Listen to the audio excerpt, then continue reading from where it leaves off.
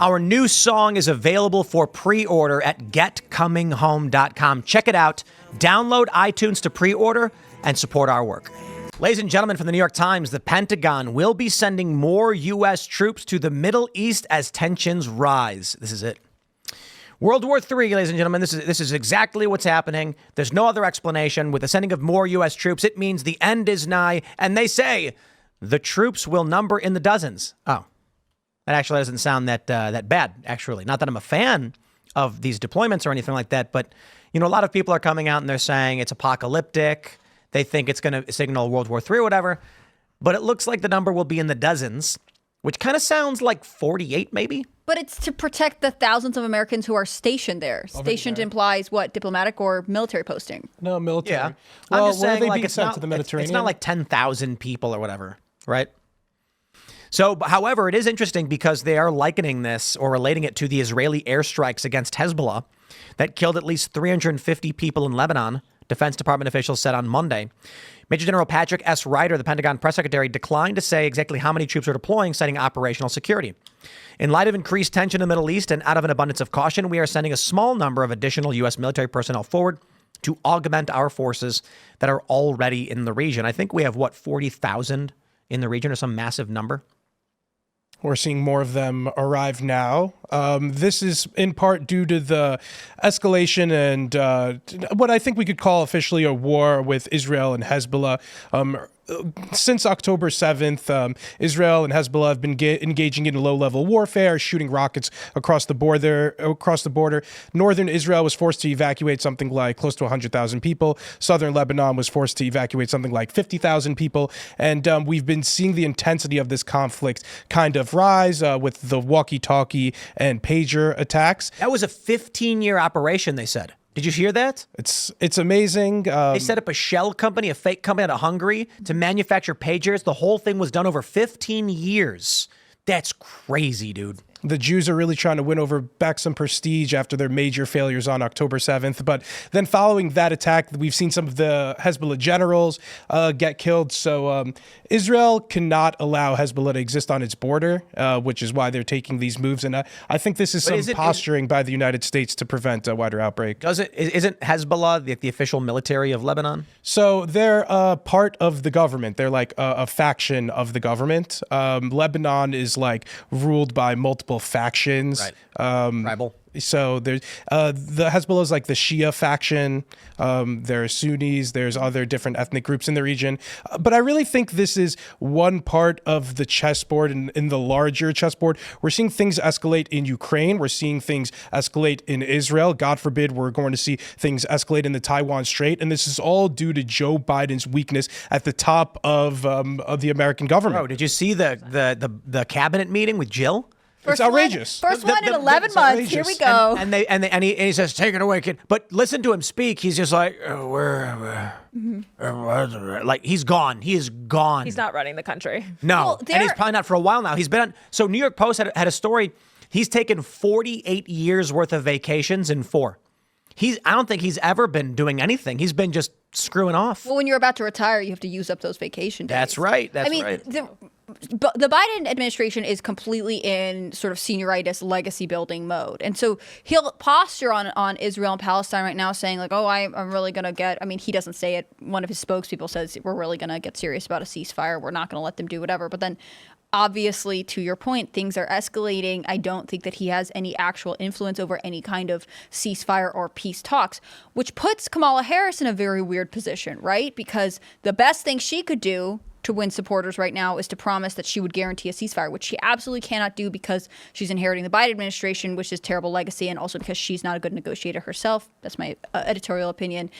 Do you think that there is a path forward before the election, or do you think it's going to be a rise in tension, especially in the Middle East, until America knows who's next leader? I think some of our allies fear that we'll pull the rug out from under them if Kamala Harris is elected.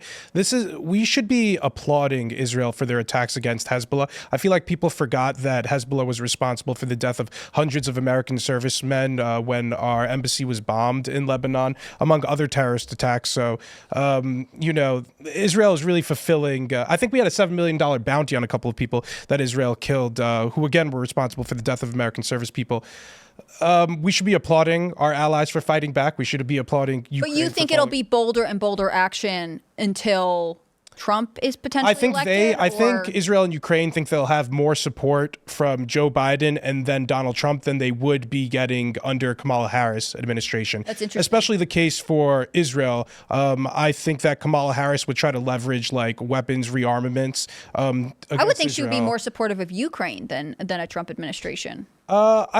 I think Trump is secretly relatively pro-Ukraine. I think he was glad to arm Ukraine prior to the invasion. So I think you could really project what you want to see from Trump onto him. Her language has been more consistent. Like, we must support Ukraine. I've met with Zelensky. He's the best. Whereas Trump is like, I am prepared to end the wars. I want to end them. Because that's what really I think more of his constituents want. They feel they may be sympathetic to Ukraine, but they feel mostly like, why are we involved in yet another thing? Yeah, I think we're really speaking to bigger trends, though. If we zoom out from like more than the year to year, from like a decade to decade, we are seeing the decline of American hegemony around the world. People aren't taking our threat and power and strength seriously around the world like they used to. And that will lead to more conflicts among our geopolitical fault lines. When people aren't scared of American deterrence, we'll see our enemies become more emboldened. That's why we need Trump. That's why we need Trump. And that's because Trump leads through strength. I'll tell you what I want to see. Okay? I'll tell you how we get world peace. An 83-year-old, morbidly obese Donald Trump with his belly sticking out, laying back in a chair, unable to move, not a single U.S. troop in any foreign country or whatever. And the moment China moves, Trump picks up his phone and goes, I'm going to nuke you. I'm going to nuke you right now. And they're like, stop. This guy's crazy. He might do it. And that's all you need. That's all you need. An inactive old man sitting there, overweight, ready to, with his finger over the button, being like, don't you do it. I'll push it. Donald Trump said that he told Xi Jinping and Vladimir Putin he would nuke, what did he say, Beijing and Moscow if China invaded Taiwan or Russia invaded Ukraine. And they didn't. Now, China still has invaded Taiwan, but Russia did invade Ukraine. And Trump was like, I don't know if he believed me, maybe 5%, but that's enough. Yeah. And so it is kind of terrifying at the prospect of Donald Trump as president being like, I will nuke your major metropolitan area and kill untold millions of civilians if you invade a country. But as long as they believe it and it doesn't create any wars, it's kind of like, okay, well, it's preferable to what we have now, isn't it? I know we've been fear-mongering, and I mean, when I say me, I mean American media writ large, about a war between China and Taiwan for decades now. But if I'm Xi Jinping, this is probably one of the most opportune times to invade. Right the United now. States is bogged down. Yeah, we're sending our troops to the Middle East, not Asia. And right now, this is what I'm worried about with the escalation happening. I believe we have never seen a higher probability of a Chinese invasion of Taiwan than we do right now because Donald Trump may get elected. And so China's going to be sitting there and they're going to say, cost risk analysis. If we wait and then we get a Kamala Harris presidency, we're in the clear. But if we get a Donald Trump presidency, we can never move on Taiwan. So what do you want to do? And they're like, well, we got Biden, Kamala right now. We got 2 months. Make the move. Take Taiwan now before Trump can get in and actually counter. And the domestic political turmoil, multiple assassination attempts, allegedly not even linked to any, intelligence services. Then we have, again, the domestic turmoil due to the Israel-Palestine conflict that we're seeing still at home. Ukraine-Russia stuff. Hey, if I was a Chinese or a dentist, communist, thankfully I'm not, but... No, it's the right time. I mean, on an international scale, we look like a laughingstock. Our country looks like a absolute mess. And I genuinely think that if Kamala Harris does get in office, the wars are going to continue. We all know that. And if it's not Trump, I truly think that World War III will be on the brink because it's going to happen. I think there were actually also attacks on our service members in Jordan, right across the border, something like that. Our troops are constantly under attack by Iranian proxies throughout the Middle East, and Iran has become confident and comfortable that they could kill American service members and there won't be any retaliation. I think the crazy thing is you look at the attempt at a beachhead in Gaza. When the U.S. built that pier that got washed away and was destroyed, they were taking fire from Hamas. The U.S. actively engaged. When I heard this news, I was like, say it. say they're going to be boots on the ground in Israel and Lebanon on the northern border over the conflict right now with Lebanon. That's what I expect to be the case. And they're not saying it. They're saying, well, we're in the Middle East and in the dozens. We'll see. But we already tried to get boots on the ground. They denied it. I loved it. Who was it who said they were asked about boots on the ground and they were like, they're not boots on the ground. It was Lloyd They're on Austin, water. the defense secretary. Yeah. And it was Matt Gaetz being like, on the water. so boots next to the ground? Like, And he was like, and they're getting shot at. And he's like, that's not boots on the ground. And he's like, no. Also, how much money did we waste on that thing that we ultimately pulled? I mean, it was a multi-million dollar. Wasn't it hundreds of millions? I think it was hundreds of millions of dollars. And it was, number one, obviously a lie from us, and then also a failure. To your point about China and Taiwan, there has been concern about growing tension in the Asia Pacific for a long time. And I think the U.S. is more quiet on what it's doing. Like I remember last year, I think, the U.S. for the first time ever commissioned a U.S. ship for our Navy in Australia. And us having a naval presence in Australia is not just for fun and games. It's not to see the kangaroos. It's obviously to counter China and its presence there. But I think sometimes because we don't hear what a threat China is all the time, like a lot of the distraction is Russia or someone else, especially because we do so much trade with China. So much of our manufacturing is now in China. We're sort of dependent on them in a weird way. There's a level of wanting to walk more carefully. It's much easier to be like, the Middle East is crazy, and so we have to intervene. We need to send troops there because we are the world's caretaker and police force. Whereas, with China, I think the U.S. is much more fearful, which as a citizen doesn't make me feel confident in our diplomatic standing in that region. And, to your point, I think Kamala Harris does not inspire confidence. I mean, this is someone who has completely avoided doing public interviews, yet she's prepared to negotiate with some of the top foreign leaders, both who are friendly and adversarial in the world. Yeah, no. she's not. No, she can't. She's also the one that said that we have no U.S. troops in war zones or combat zones, which is just a blatant lie. Or she's just that dumb. Could you imagine you with 40,000 troops in the Middle East? We've had the Iranian-backed militias attacking U.S. personnel, injuring them. The 3 service members you mentioned in Jordan. She goes to negotiating, and she walks up to some, world leader, Putin or whoever, and he says, withdraw your troops from the Middle East. She goes, we don't have any in there. And he's going to be like, it's like, what? What did they just send me? I don't understand. Why are there troops in my country? The translator must be wrong. Someone speak better English. She said there's no troops in the Middle East. We're clearly not communicating with her, and it turns out you can't communicate with her.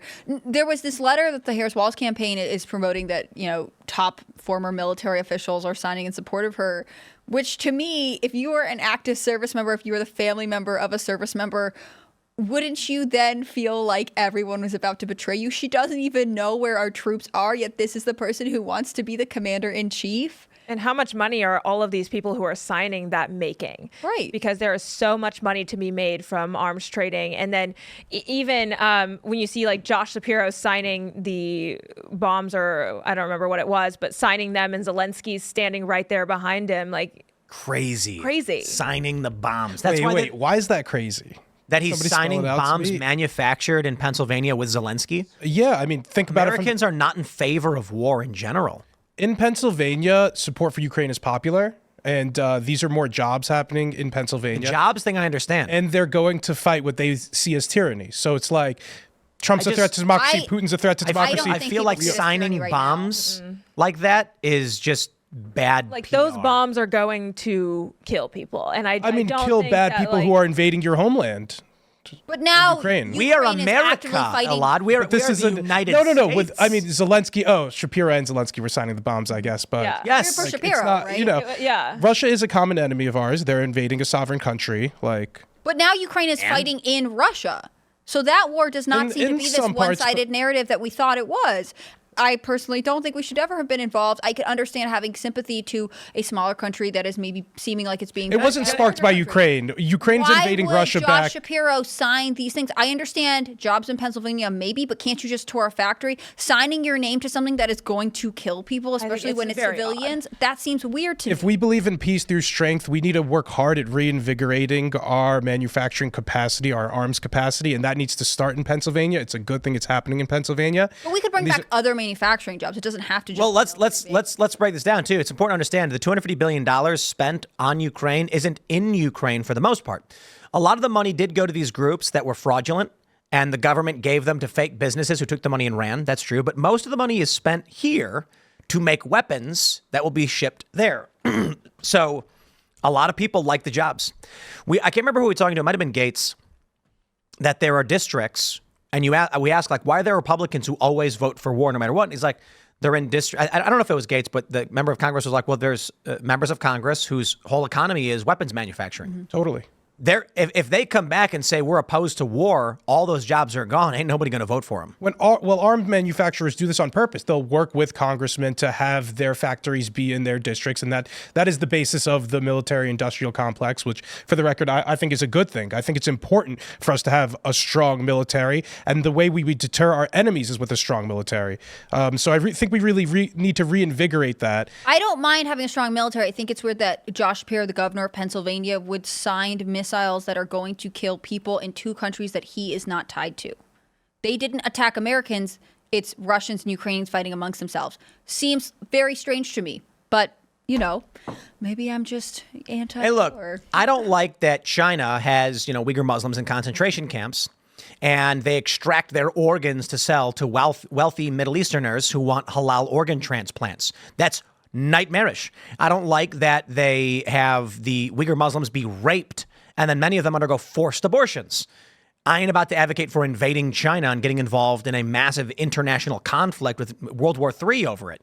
I don't know what you do, sanctions or something. I mean, we could have done a better job boycotting the Olympics. That would have been a good one. But again, we're too afraid to make, Belarus and Russia were totally banned from competing under their flags in both of the Olympics that have happened since the invasion. But we still went to China, told all our athletes, don't bring your cell phones because they will be tapped by the Chinese government. We're just not going to send our top officials and diplomats because we're soft boycotting this. We treat China so differently than we do Russia. We obviously know why. I just think that this fear of Russia is slightly misplaced. I think that we should be more serious about. They're second fiddle to China now, but it's unfortunate and sad. I'm deeply insecure about how infiltrated we are by the Chinese communists. So that is, I feel like there was just a scandal recently with Governor Kathy Hochul. Some of her, former top aide. A former top aide was involved with the CCP. She's not the only one. There was another California congressman not too long ago.